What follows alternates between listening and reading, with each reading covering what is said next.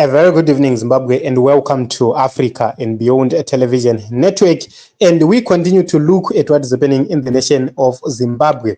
There is yet another response to the war veterans, and the situation is getting out of hand. Let us take a look onto this one. The Constitution of Zimbabwe and the Constitution of ZANU-PF mutually appreciate and recognize the role played by the veterans of the liberation struggle during the War of Liberation and after independence. The veterans of the liberation struggle who continue to play a significant role in terms of nation building. The Constitution of Zimbabwe and one of the goals of the liberation struggle recognizes the importance of the freedom of expression, the freedom of association, and the freedom of conscience, but not the freedom to manufacture lies and defamatory statements. The beauty about democracy allows the freedom of expression, conscience, and association, and ultimately the supremacy of the people in democratic processes. No amount of 2018 ZANU-PF primary elections bitterness will distort the credible, factual, and impeccable history of His Excellency the President Dr. Mnangagwa as a veteran of the liberation struggle. As a pioneer freedom fighter, Class D liberation prisoner, his role during the War of Liberation as an intelligence and security supremo, and post-independence, his role as the first Minister of National Security, and many other government roles that he has contributed positively towards the development of Zimbabwe, until his rise to presidency in 2017. His steadfast role and his vigilance in nation building and in establishing a roadmap towards Vision 2030, which is an upper middle income society by the year 2030, has got footprints everywhere. After his 2017 assumption of leadership, he has contributed towards 8,000 projects and programs under his leadership. Dr. Mnangagwa has consistently demonstrated his unwavering commitment to the ideals of the liberation struggle, thereby ensuring that the sacrifices made by our heroes and heroines are honored and recognized through legislation, through policy and resource mobilization. In line with his vision for Zimbabwe, His Excellency the President Dr. Mnangagwa is dedicated to ensure that Zimbabwe achieves an upper middle income society by the year 2030. This goal requires collective effort, and it is imperative that we work together in unity to realize this vision.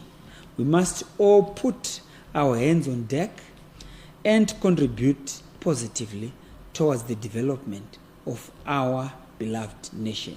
Together we can build a prosperous future for Zimbabwe.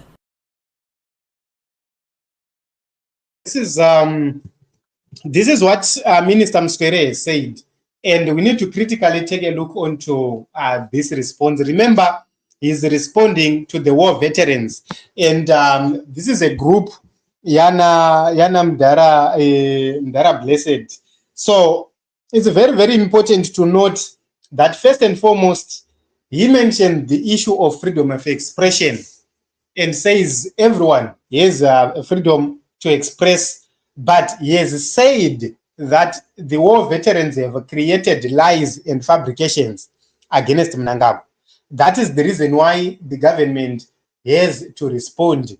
And then he issued he talked about the issue of 2018 primary elections. And remember, in 2018, a lot of Emerson Mnangagwa people were fraudulently given positions in parliament.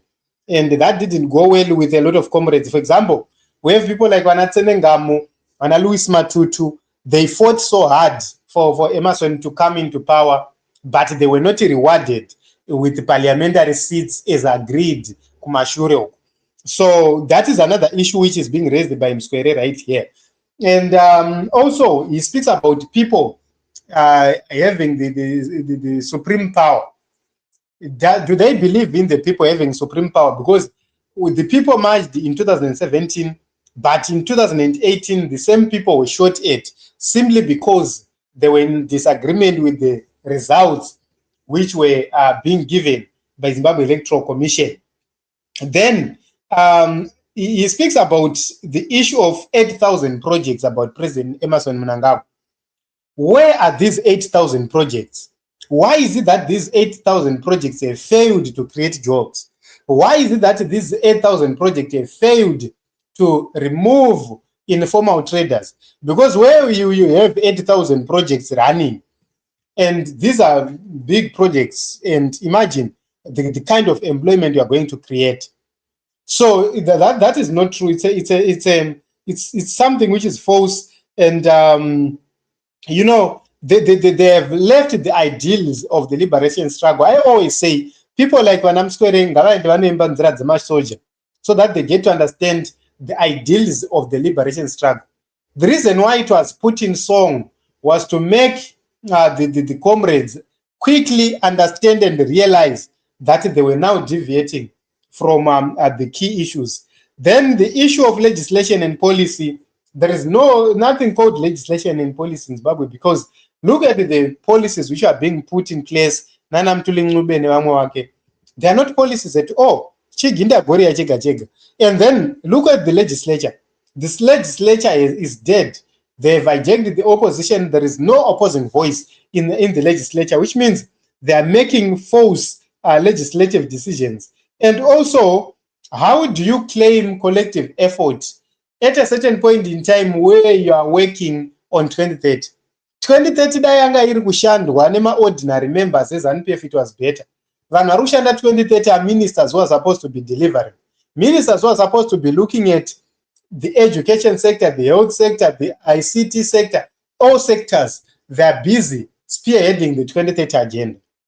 So that is something which is very, very important. Why is it that Mswere is not calling out the fellow ministers who are actually perpetuating the 2030 anenge achipo agenda, who are spearheading that agenda kuti 2030 anenge achipo?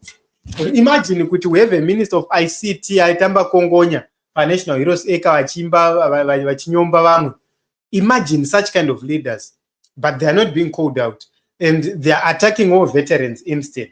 So this is not going to end well. It will end in tears, because these people will continue to ignore the fundamentals, the key issues, and the very, very important issues. So this is it. The government of the Republic of Zimbabwe responded to the war veterans, and they have labeled war veterans liars and manufacturers of fictitious stories and so forth. So this is the Team Zimbabwe.